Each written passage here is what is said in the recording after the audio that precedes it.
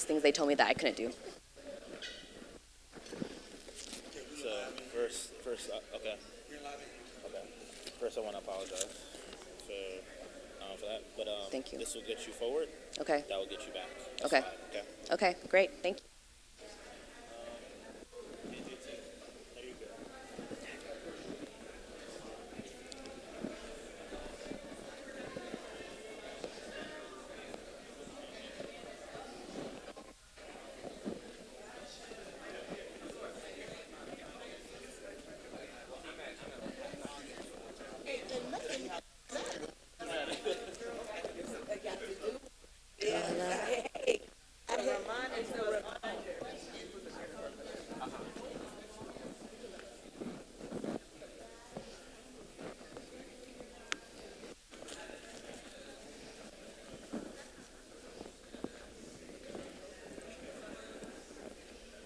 I'll put this over here, actually.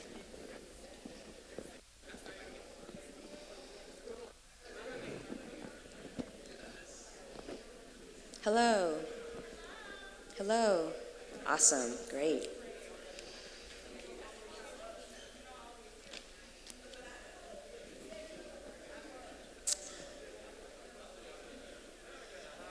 So we're going to begin this workshop in about a minute or so.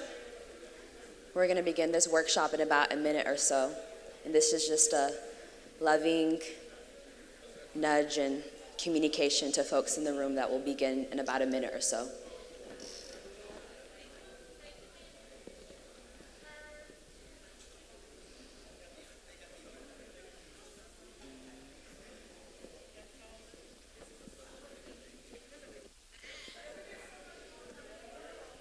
Mm-hmm. Mm-hmm.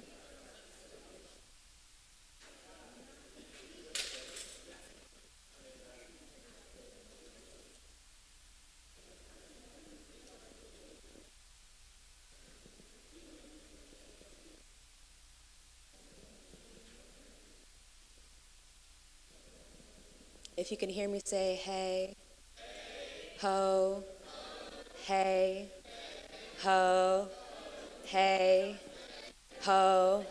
It's Pride Month. It's Pride Month. It's Pride Month. It's Pride Month.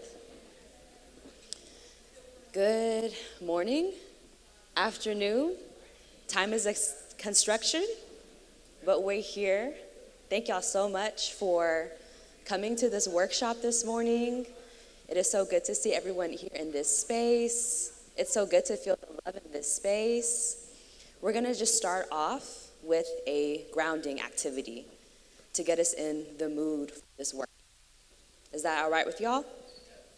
Awesome. So I would just like to invite folks to sit in a position or exist in a position that feels comfortable to you. You are invited to close your eyes. You are also, and if you don't feel comfortable closing your eyes, you're also welcome to just soften your gaze in whatever ways that mean for you.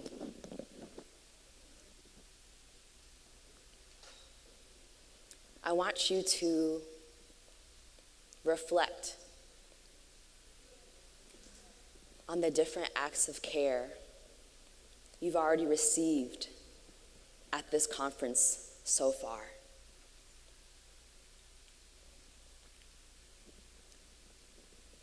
Deep breath in, and a deep breath out.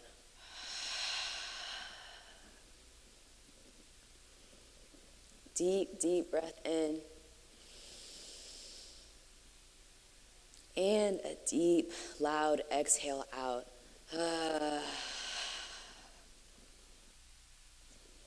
What acts of care have you already received at this conference so far?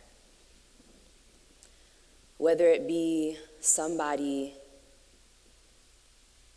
greeting you, saying hello, whether it be somebody wearing the mask around you, right? Or honoring your boundaries around what it means to be in the same space, in person, in still a pandemic. Or whether it be being able to just lay in a bed and just be. What acts of care have you already received at this conference? What does that feel like? If you could give it a color, what color would it be? If you could give it a shape, what shape would it be? If you could give it a character, what character would it be? If you could give it a name, what name would it be? Is there somebody's name who already comes to your mind?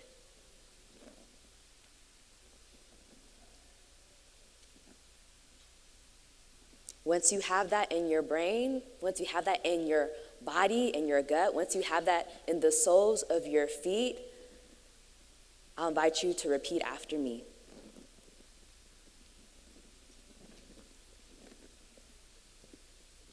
I am deserving of care. You are deserving of care. We are deserving of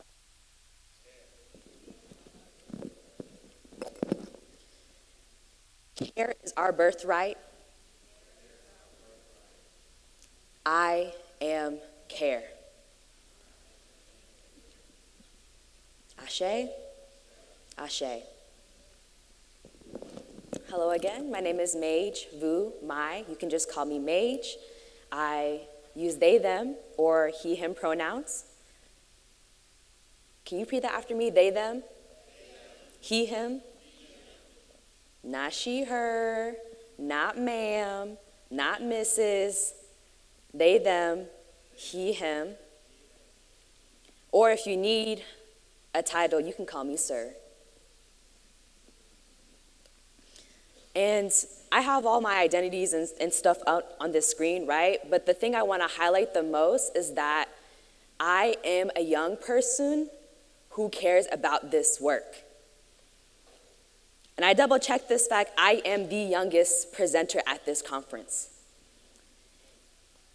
And that matters, right? That matters. And this matters because intergenerational conversations, intergenerational relationships, intergenerational trauma, and healing in this space, in this day, in this body, this delicious body, because I am delicious, matters, right?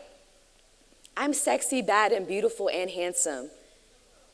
And you are too if you accept those words of affirmation, right? But I'm a young person who cares about this work, and it's so important because I think young people get invisibilized in this work, and it is assumed that we do not care about this work, and that is a lie. That is a lie. We are dealing with, young people like me are holding the repercussions of trauma in our bodies. But we don't just hold the repercussions of trauma, we also hold the results of healing in spite of. The results of healing in the midst of. The results of healing in olive gestures to entire universe, right? I'm a facilitator, and to facilitate just means to make easier. To make easier. I am a disabled person, so to make things easier is a radical act of care. I believe, in the words of J.T. Perry, in moving through a space of ease, right? And moving through a space of ease, okay? I will not do your work for you. Let me make that very clear. I will not do your work for you. If you call me by the wrong pronouns, I won't say anything. But that doesn't mean I didn't feel something, right? What I can do for you, and this is me establishing boundaries, right, is help you access your greatest source in this work, yourself. Yourself. Because LGBTQ plus faith-based trauma-informed care isn't just for LGBTQ plus folks, it's for all of us. It's for you. And if you've never questioned your gender or sexuality, if you've never asked yourself, why do I identify with the gender given to me at birth, the sexuality people have placed on me, you are being asked now. Because to be a true accomplice in this work, you have had to ask yourself, why? Why? I do want to share some community agreements. They are on the screen for your viewing. I'll just read them out loud very briefly for the sake of time. We are centering the margins of the margins space, right?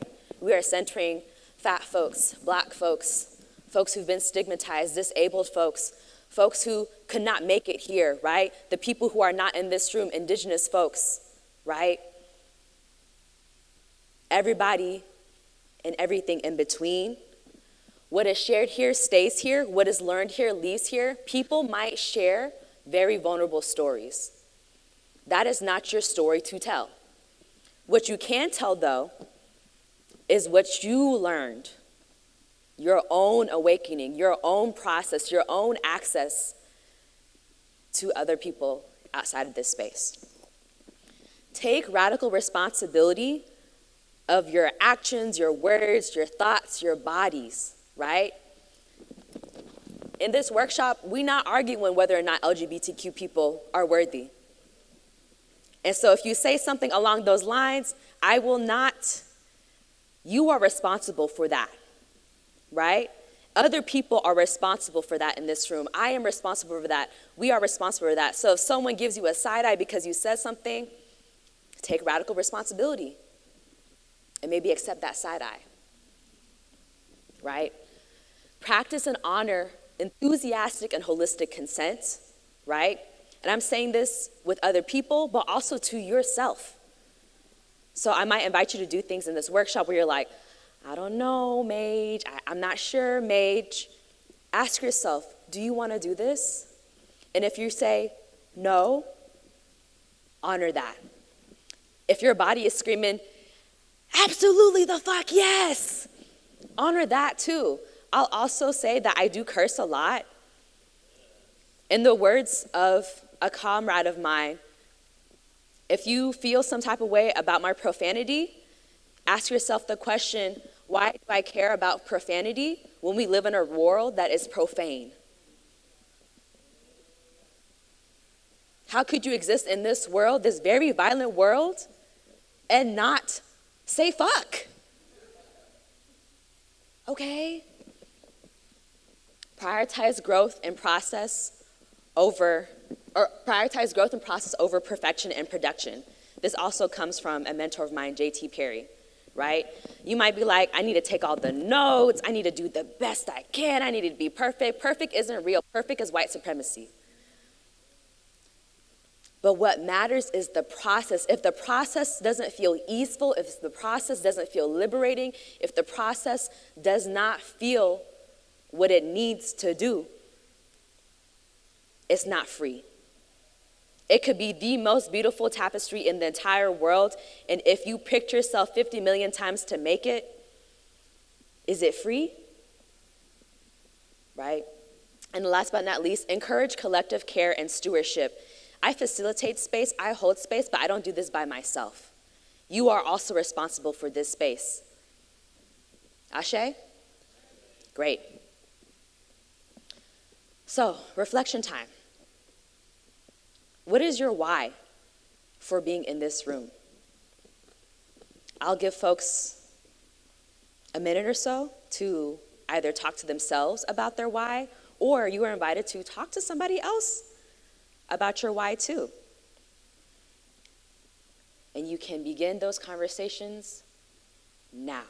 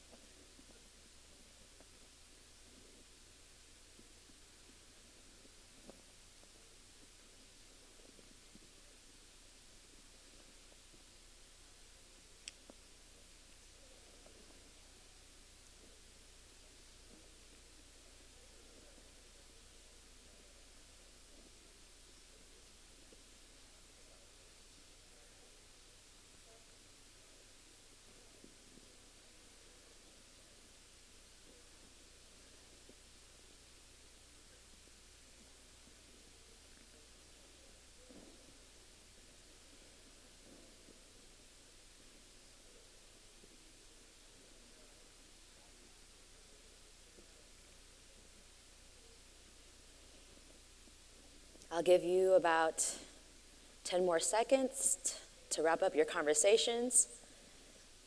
If you're like, it's not enough time, we have all the time in the world.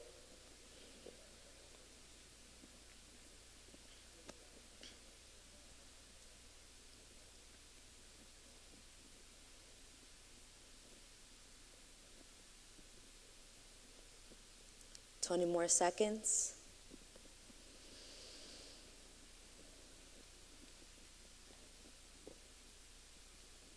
Ten more seconds.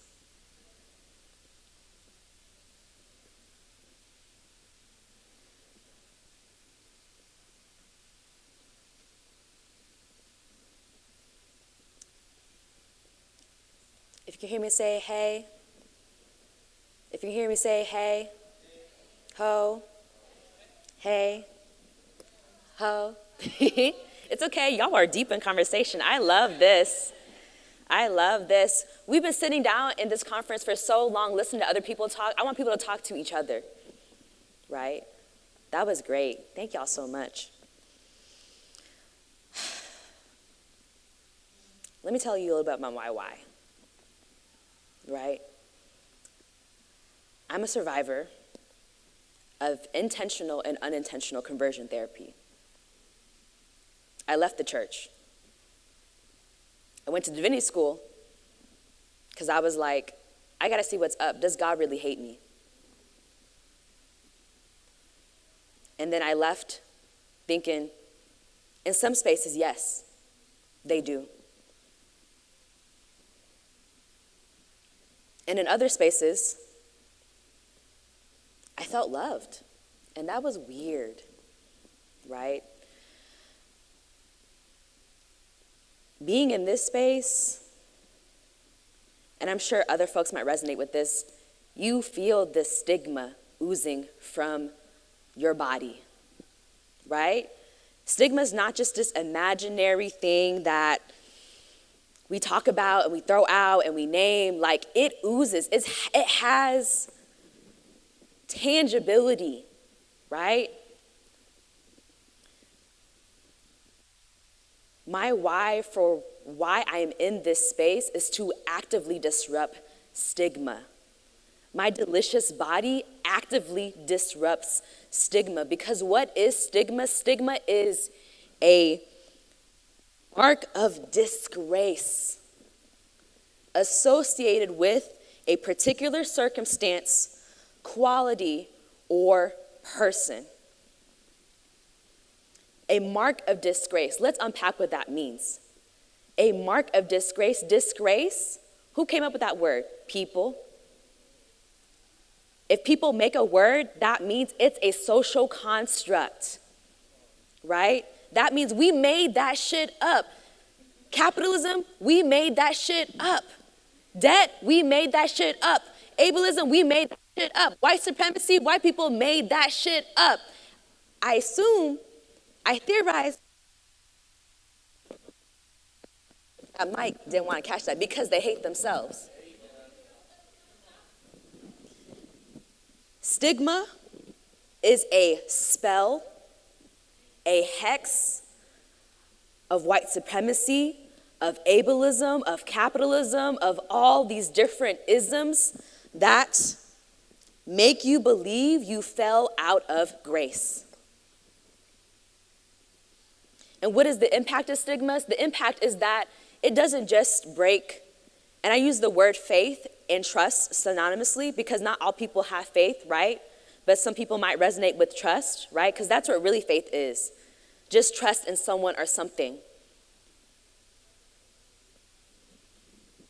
It breaks the trust that you have with not just your community, but with yourself. Stigma. To be stigmatized is a traumatizing experience. So when we talk about faith-based, trauma-informed care for LGBTQ plus folks, for folks living with HIV, the trauma we're talking about is the stigmatization. It's an active word, the stigmatization of our existence.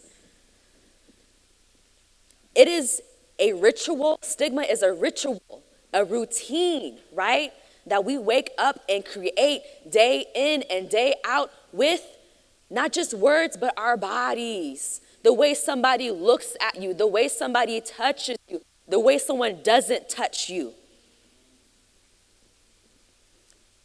This is an embodied spell that we create together. Stigma prevents folks from accessing themselves. Because if you don't have trust in yourself, what if I'm not worthy? What if I'm not loved? What if, right? Then you won't go to yourself for the things that you need. And I use the word access very deliberately because in disability justice, access is an issue. Access is a problem. Access kills people. And if you cannot access the greatest source that you have in this work, yourself,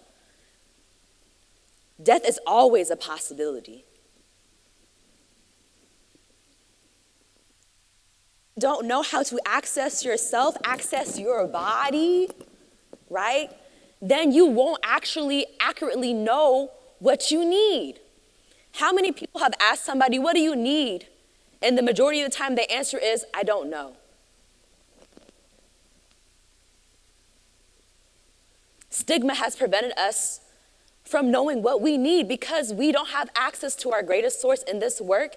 LGBTQ plus people and the other bajillion genders and sexualities, that we don't have access to that because we were told a lie that there are only two genders, two sexes, that there are only love that can exist between a man and a woman, right?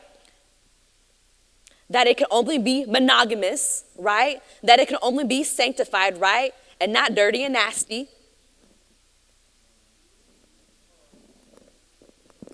We barely talked about sex at this conference. We've barely talked about our flesh at this conference. But not even just to feel our flesh at this conference. And so the rest of this workshop, before you can facilitate faith-based trauma-informed care for LGBTQ plus folks, you have to be able to practice it and access it for yourself, whether or not you identify as part of the LGBTQ plus community. And that's not just, talking is great, right? Talking helps rewire the neurosynapses in our brains that says you're not worthy, you're not right. But people don't just remember the words that you say. People don't just remember statistics. People remember how you made them feel, right? So how do we do this in the context of the space that we're in? These are just definitions. I'm going to skip past them and stick to this. Faith-based trauma-informed care. Faith/trust plus trauma-informed care. Trauma interrupts our ability to access ourself, and so we plus radical access to self plus provision, right? That's what care is, providing something that is needed, which half the time is ourselves. That is faith-based trauma-informed care. Regardless if someone exists in a church community or not, goes to the mosque or not, if they have a body, they have a church. If they have a body, they have faith and trust. If they have that access if this is the portal in which they step into. But if they can't access that portal, they can't access that space. If there's no trust, there's no care. And if you don't know and have access to your body, then you don't know what you accurately need. And if we don't believe that we're deserving of care, we can't receive care. People don't remember statistics, but they remember how you made them feel. I have a lot of people who tell me, oh, like, you're a great mage. You're great. And then they talk shit behind my back, and I know it. Or I can feel it when they walk into the room and they greet me. You might smile in my face and you might look me in the eye, but I can feel your energy through a smile, right? I can read your body language. I can feel your body language. It emanates from across the room. That's what passive aggressiveness is, right? You might not be in my face bashing me, but it emanates from your body, and the stigma oozes anyway. So how do we facilitate this? We rebuild trust with ourselves. We help LGBTQ plus folks rebuild trust with themselves because they've lost that trust. They've lost that access. Trust is nurtured. Trust is cultivated. Trust is sustained. It's like farming. We dig into the soil of our bodies, sometimes literally, if you get my drift. And we build that trust. We build awareness on how trauma or stigma interrupts our access to ourselves, right? And our bodies. And then we invite people, we encourage them, we help facilitate re-accessing themselves in ways that feel safe and empowering. Because if you haven't accessed yourself for 25 years, and all of a sudden you touch that portal, sometimes that obliterates, it's a lot, right? And that's how I know that I'm doing the work, is if people think I'm a lot, exactly. This portal is a lot, right? LGBTQ plus folks were the first divine portals. When somebody in their community and indigenous communities were like, I need to talk to God, they went to the genderqueer person. They didn't use that language, but they knew it when they saw it. And we've forgotten, right? Like Dr. Simpson said, we've forgotten because we're not practicing Sankofa.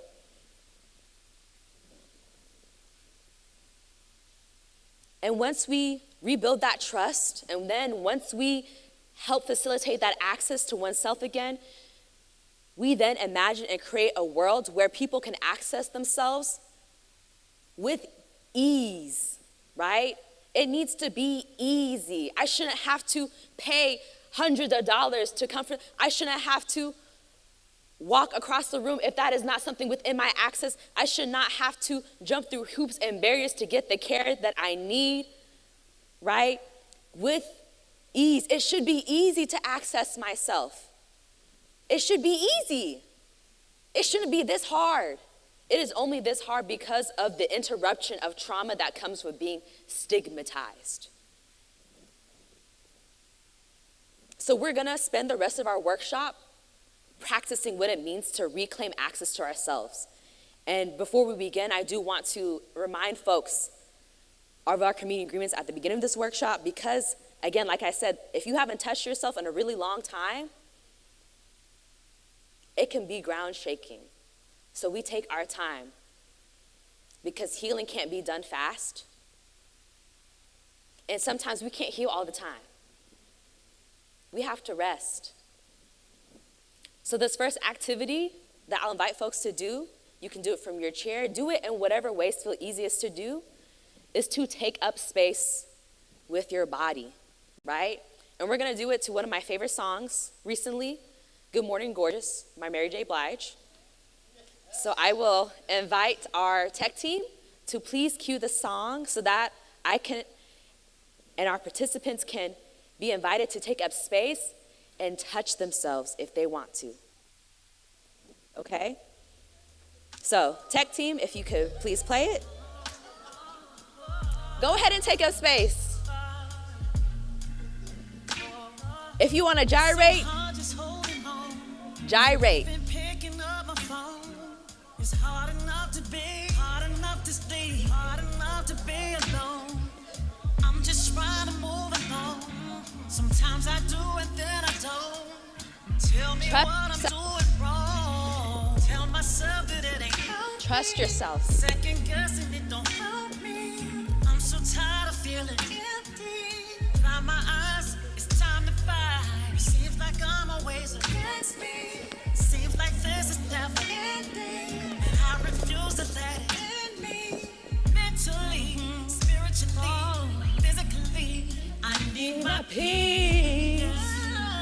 Oh, I need my peace. Oh, I wake up every morning and tell myself, Good morning, gorgeous. sometimes you gotta look in the mirror and say, Good morning, gorgeous. no one else can make me feel this way.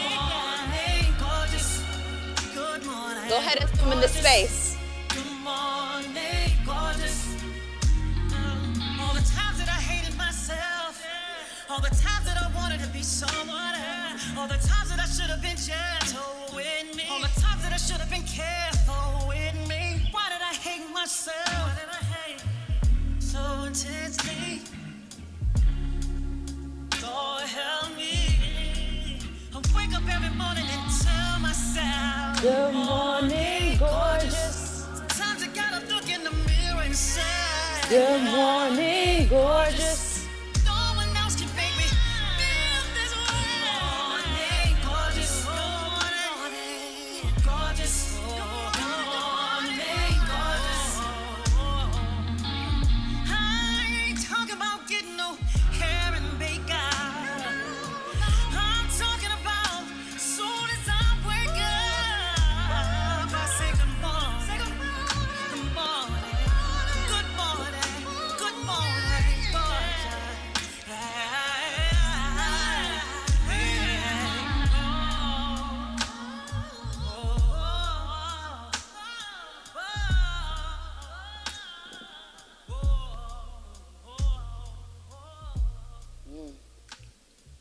How did that feel? Talk to me. I want y'all to talk to me. How did that feel? You're welcome to use this mic. You're welcome to. Oh, we still going? Liberating. I heard liberating. What other things? How did people feel in their body? How did that feel? You said cold? Whole. Love that. Love that. Affirming. Okay. Presence. Okay.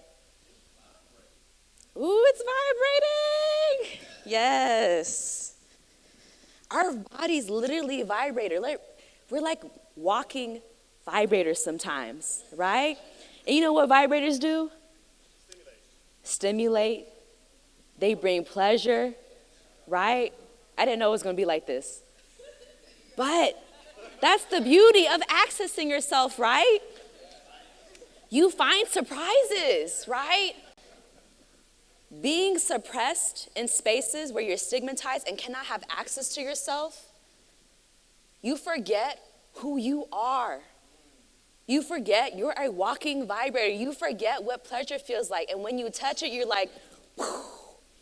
When I came out as queer, I was like, whew. Queer sex, whew. Okay? Polyamory, whew. Right? I can love multiple people unapologetically. I don't have to cheat no more. And I'll be honest about it, right? Because that's what happens when people don't have access to themselves. They do things unethically. Because they do not have access to themselves. They do things unethically. They do things under the shroud of shame. They do things because they've been stigmatized. Because stigmatization, again, has tangible results in our lives, in our bodies. We avert our gaze when we find someone attractive because we're like, I can't. But that person is fine. So why can't I, right? With consent. Can I look at you? Right? Because we don't know what other people's access to themselves look like either. Right? Or maybe access doesn't look like sex to them. Maybe they need to know who you are first, right? Build trust first before they can engage in any sort of relationship with you, right? And that is okay. But it's so important for us to feel ourselves. Sometimes I do that when I'm dissociating, right? Because the world is traumatizing. To make sure that I am still here. And that actively breaks stigma. And that is how we can encourage LGBTQ plus folks to break this stigma. Be gay. Do it. Be gay. Right? Wear that rainbow. Be that rainbow. Feel that rainbow. And whatever way rainbow means to you, because the great thing about rainbows, they come in all sorts of colors. So that's one of the ways you can practice LGBTQ plus faith-based trauma-informed care, is helping folks rebuild trust with themselves so that they can be free. Next activity. We done moved around in whatever ways that felt good for us. Now I just want folks to sit still and listen to your body. And listen to your body. No music, right? Because your body speaks all the time. We'll take about a couple minutes. I call it mage minutes because I make up time in my head because time is a construct. Okay? So your 1 minute could be my 1 hour, right? Which is why I'm late, because my time is different, right? Take a second to listen to your body.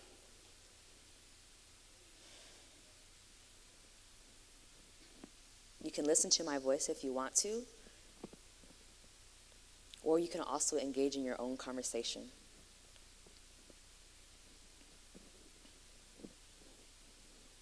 Starting from your head. Is there tension there? Is there release in your jaw?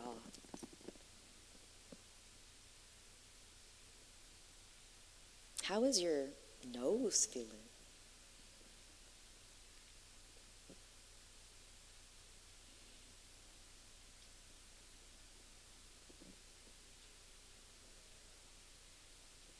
What energy sits in your neck?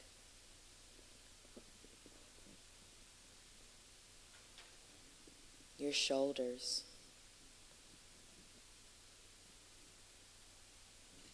Your chest?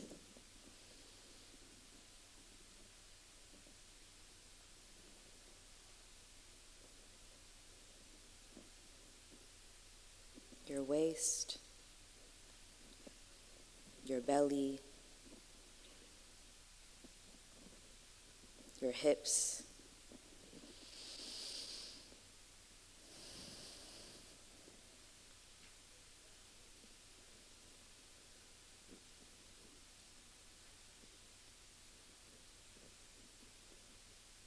Your legs, your shins,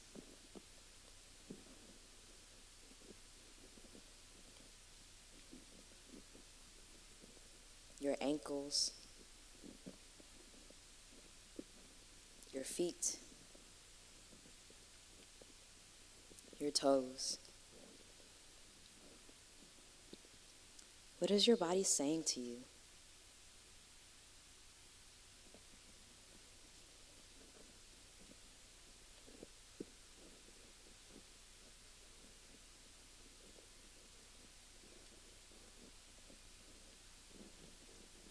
Take your time.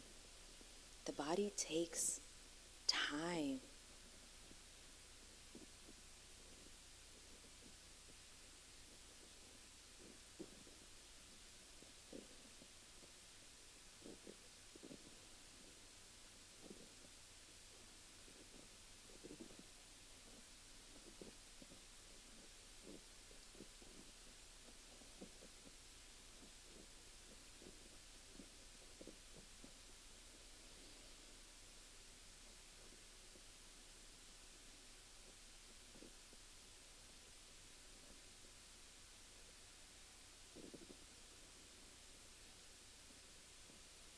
Deep breath in.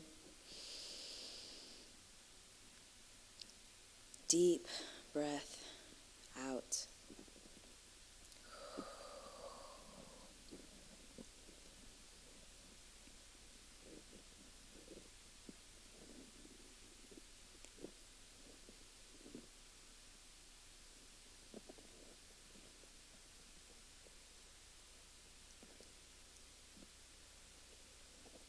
The last thing I will ask for folks to explore in this space, after listening to your body, right? Physical, spiritual, emotional, mental body, is how can you nurture and tend to your gender, your sexuality, or in other words, just the expression of your spirit and your body. In the words of Liam Hooper, like a sacred grove.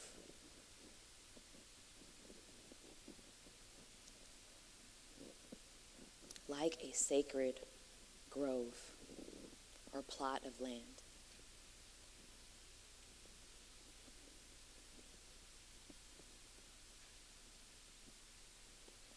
I'll invite folks to, again, talk to themselves if they want to, or you're invited to talk to someone else, a neighbor. We'll do this for a couple minutes, and then we'll do a large share out and then a closing. But I want to encourage y'all to answer this question that I ask myself as a queer person, as a trans person, and that I ask other queer and trans folks in and out of church as often as possible. How do you tend to yourself? We'll have a couple of minutes to do that. We'll come back, do a nice gentle sharing, and then we'll close for today. Sound good? Great. You may begin.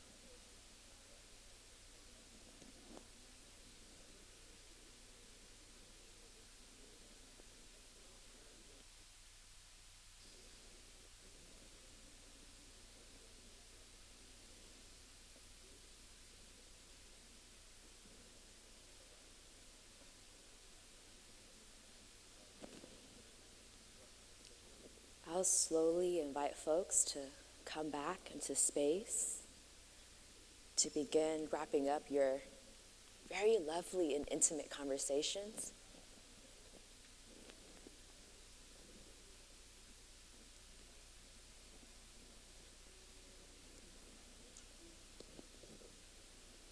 Oh my God, there's hugs over here. My heart. I love this so much.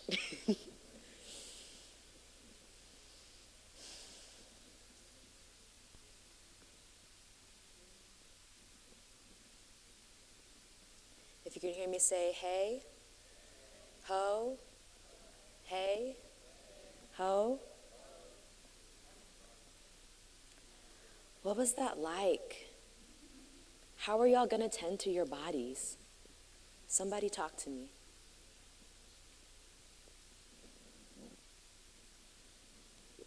Yeah, you don't have to raise your hand, go ahead. Oh, can I invite you to use a mic? Yes, thank you. I just want to make sure that your access to your voice and yourself gets heard by everybody.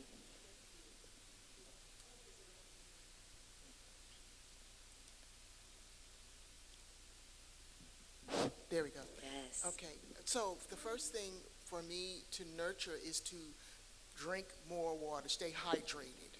Yes. I experienced a traumatic thing several years ago. I was dehydrated, hospitalized, just doing, right? But not taking care of hydration. Yes. Something so simple. And also paying attention to what my body is telling me. As a survivor of sexual abuse, I learned to disassociate, disconnect from my body, not trust it, not understand what it was telling me. And so I'm learning to trust it and to pay attention to what it's saying. Ashe, thank you. And me too. Ashe. Other people.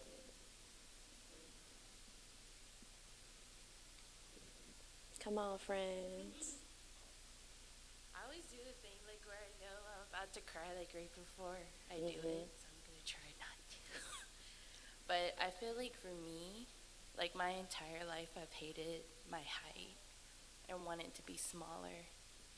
And like what does it mean to be femme or genderqueer and feel like you're taking up too much space when like to be a girl means to be tiny and dainty and all these things. And I think I want to work on being okay with taking up space and not being embarrassed of that.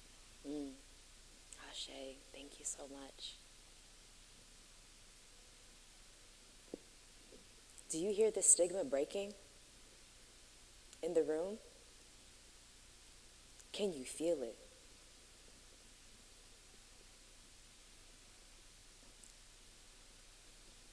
This is what it means to facilitate faith-based, trauma-informed care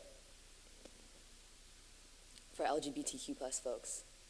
Notice that I never used the word Jesus until just now, right? To name that I didn't use the word, right? Notice that I didn't bring up religion, faith, right? Not that those things can't cultivate access for people, but also when you have been traumatized and broken trust with institutionalized faith spaces for so long, it's hard to feel safe anymore. So people, rightfully so, leave where they can get more access to their bodies. That is disability justice. That is breaking white supremacy. That is dismantling fat phobia. That is unraveling trans antagonism, right? I want y'all to remember this moment, not here, but here. Because again, people don't always remember what was said. People remember how you made them feel. And if no one has told you this, I'm telling you today that your feelings matter. Your body matters. It's Cancer season. My birthday, I'm a Cancer. So if you're like, the tears are coming, welcome. Let those flood gates break safely, right? With care, a lot of aftercare, like drinking water, but let them break. Because more likely than not, it's not just your tears that have been held back. Those are centuries of tears waiting to break free. You are loved. You are worthy. And all of your nicks, crooks, right? Your autonomy and your agency.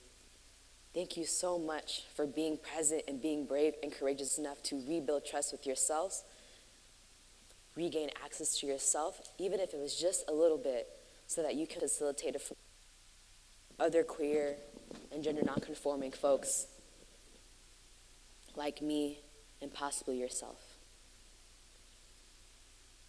Ashe? Ashe.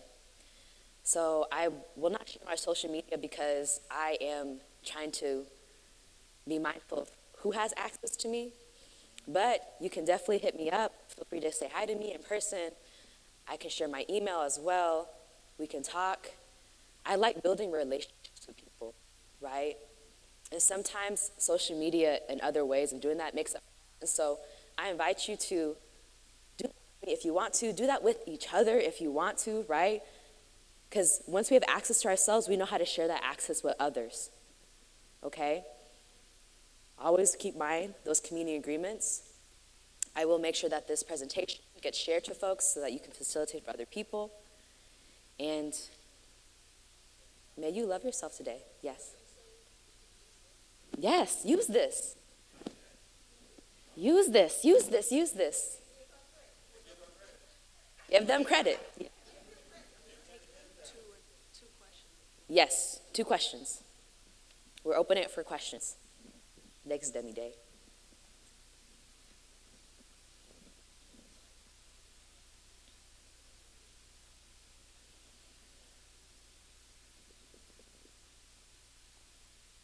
Good morning.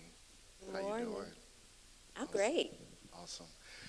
My question is around in these spaces, how do you get, I just explicitly said, black men to open up and break and nurture themselves in a culture, in a space where you're taught that all of that is like soft. Mm-hmm. How do we allow ourselves to be soft? Child. Man.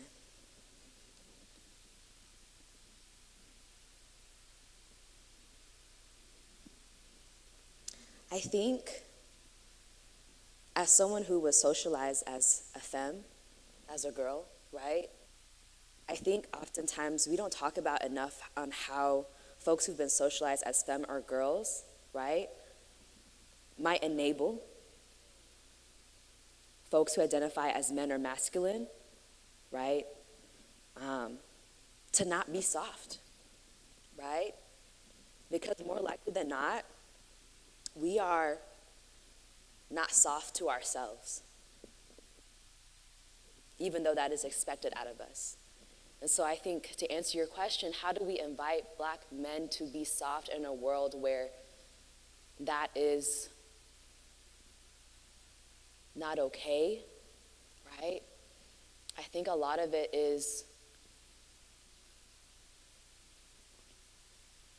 only accepting softness from them, right? And putting some motherfucking boundaries, right? I see a lot of women and femmes and girls like try to do that work for black men, right? And it's like, I love you, but you gotta do that for yourself. You gotta do that for yourself, right? Because what they learn is I could only be soft around my girlfriend, or I could only be soft around my femme partner, right? Regardless of or I could only be soft around in these particular ways, right?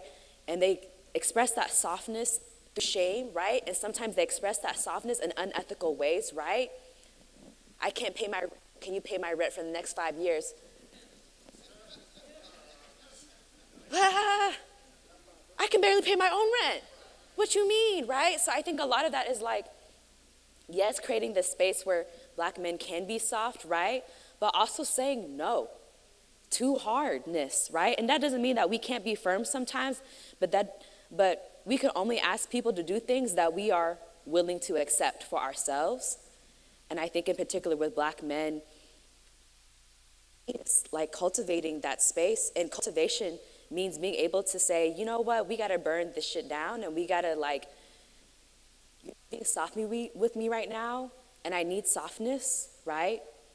Because if we accept anything less than that, then we are enabling and we're continuing to, again, encourage that stigma, right? And we sometimes that looks like soft, gentle, firm hugs, you know? But sometimes that's like, no, bitch. Don't talk to me that way, right? I hope that more answers to. It's a problem that we're explore together. I think we have time for one more question.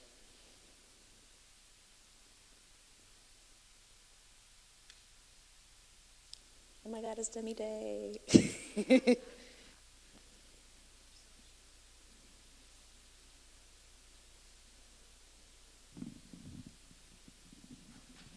got that thing tight. Not strong enough. All right. Okay. My question is something to the effect of,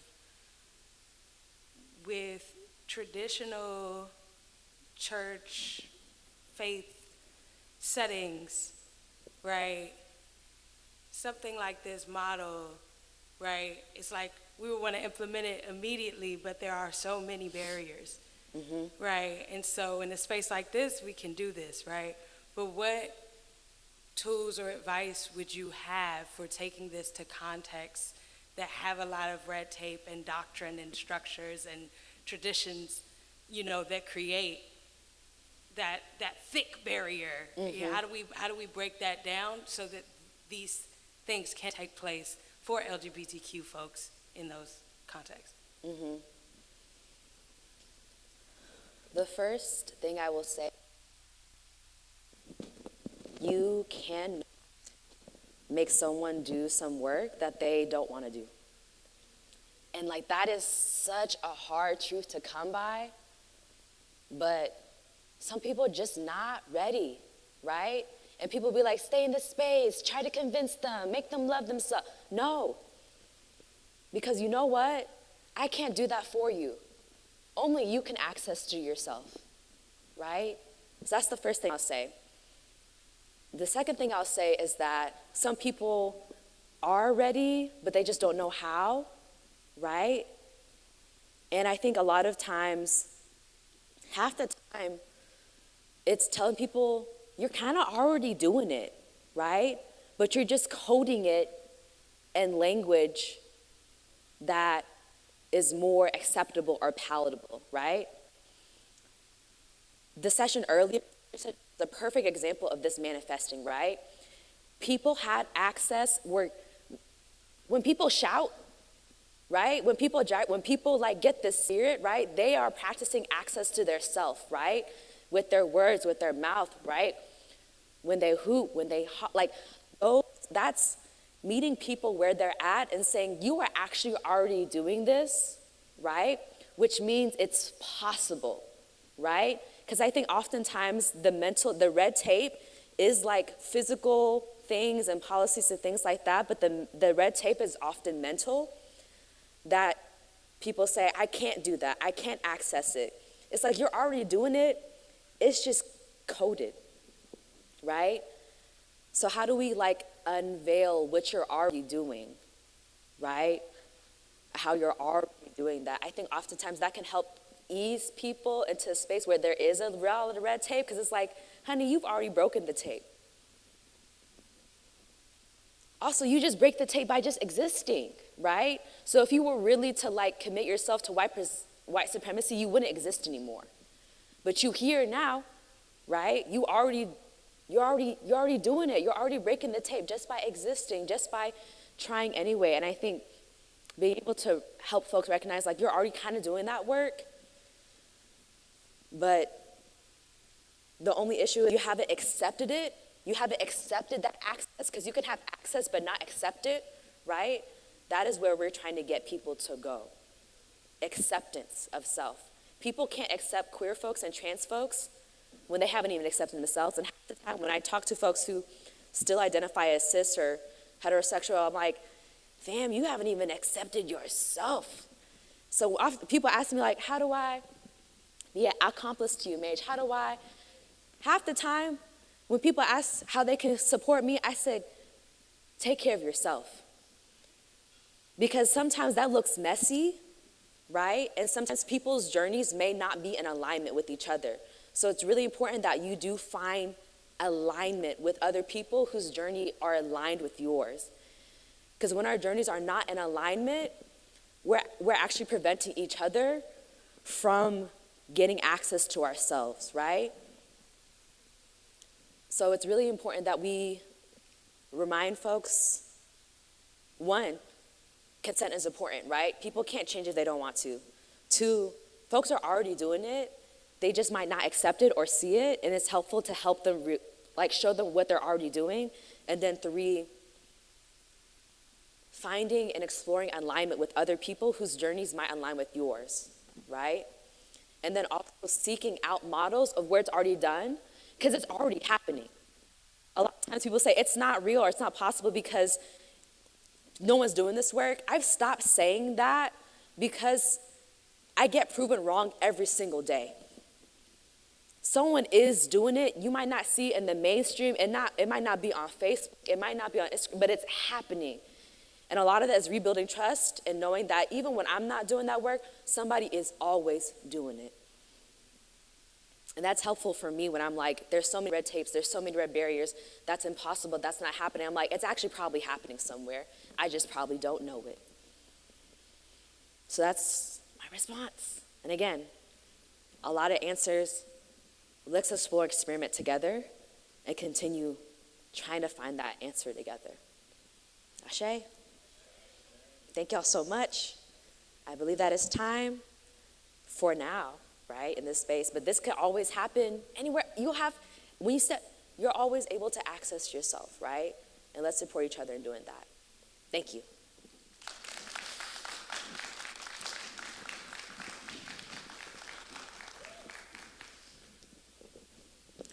I don't really know what's next. I have to look at my pamphlet, so let's figure that out together.